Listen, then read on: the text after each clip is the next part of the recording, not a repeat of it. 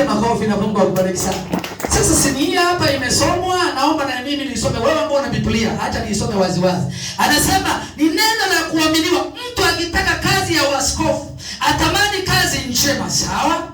Basi imempasa askofu awe mtu asiyelaumika, mtu wa mke mmoja, mwenye kiasi cha busara, mtu wa utaratibu, mkaribishaji, ajuaye kufundisha, si mtu wa kuzoelea ulevi. Kumbe kazi ya uaskofu sio mtu anayezoelea ulevi. Kuzoea ina maana bia 2 3 piga.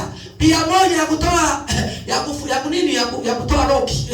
Yaani bia moja ya kutoa roki wewe piga. Ndio kazi yako uliyopewa. Sio mtu wa kuzoelea ulevi. Yaani maana kwamba asi anazoea sana ulevi. Bali apige bia 2, bia 3, bia 4, bia 5. Kama anakunyonga 17. Kuna watu wana vichwa vya pombe. Nilimwona juzi dada mmoja ameshikilia vinywaji hivi vikali kweli. K-Vant na konyagi.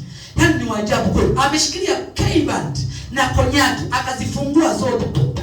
Akatupa huko vifuniko, alafu akazishikilia zote mbili, alafu akajimiminia. Yaani watu wanajimiminia K-Vant na konyagi badala ya kujimiminia Roho Mtakatifu.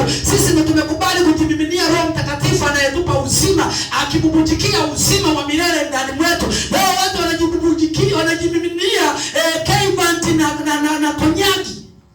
Ajabu sana. Dada akamimina vyote akamaliza, weka chini. Hajaribu wewe. Yaani nakuja kumimina hii ya kwanza, nakuja kumaliza na kata moto. Dada alibaki kichwa bado hajakaa sawa.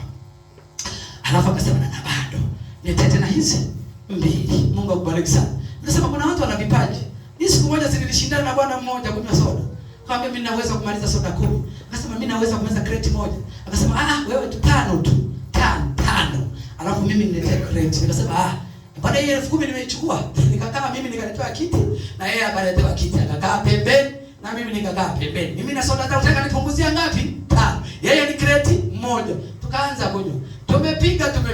Yaani nakwambia mimi namaliza soda moja na soda 10.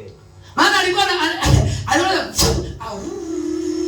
yaani sio anastahili gani? Yaani inashuka yote. Yaani inashuka. Wewe unakuwa na ile ngudi. Sasa yeye haipo ngudi inateremka. Nikaona huyu mtu ana friji au ana kamtaro ka koromeo. Nikaona huyu simwezi. Yaani nilipofikisha 11, hasa mimi sinafikisha 5 yeye ana 50. Na kwenye crate wao kuna chupa ngapi? 24.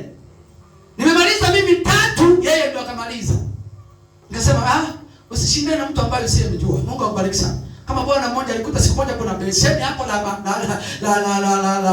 nini haya mandazi, na bwana mmoja akasema wewe tushindane. Akasema wewe mimi nafuta hivi beseni. Akasema ni masiara. Nafuta. Akasema hivi, haya na uwezo wa kufuta hivi beseni ndani ya nusu saa. Akasema hamna. Haya wakauliza kuna umbali gani wa kwenda nusu saa alafu ukarudi? Akasema kuna umbali wa kwenda sehemu fulani kwa kurudi nusu saa. Akasema nenda. Ukirudi mimi nimeshafuta, weka na mashahidi. Alienda akarudi, kafuta beseni ndani ya dakika 25. Akasema huyu mtu alikuwa na wapangaji tumboni. Haiwezekani. Alikuwa anatupa. Kuna vingine. Kuna juzi niangalia watu kwa wana fulani walikuwa wanashindana kula. Anamega tonge la ugali. Ambalo tonge la ugali akilimega Noah ni mara 6. Anamega tonge la kwanza anatengeneza katonge anakula ndo mara ya kwanza. Yeye akienda hivi akakusanya hivi itonge 12 au 7. Alafu akija kukoza akiweka mdomoni. Unaona huyu mtu ana kipaji cha namna gani? Unashindwa kuelewa. Mungu akubariki sana. Sasa hapa nasema askofu akawe ni mtu ambaye asiyezoelea ulevi. Kama askofu ni watu wa hovyo kabisa.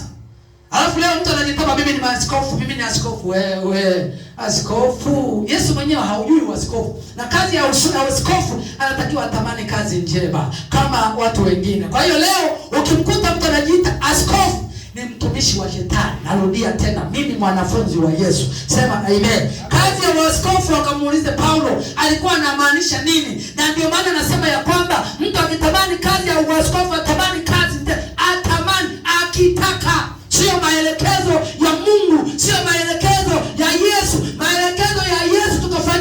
wanafunzi wake. Maelekezo ya uaskofu hayapo katika mpango wa Mungu. Ni Paulo alitoa ushauri.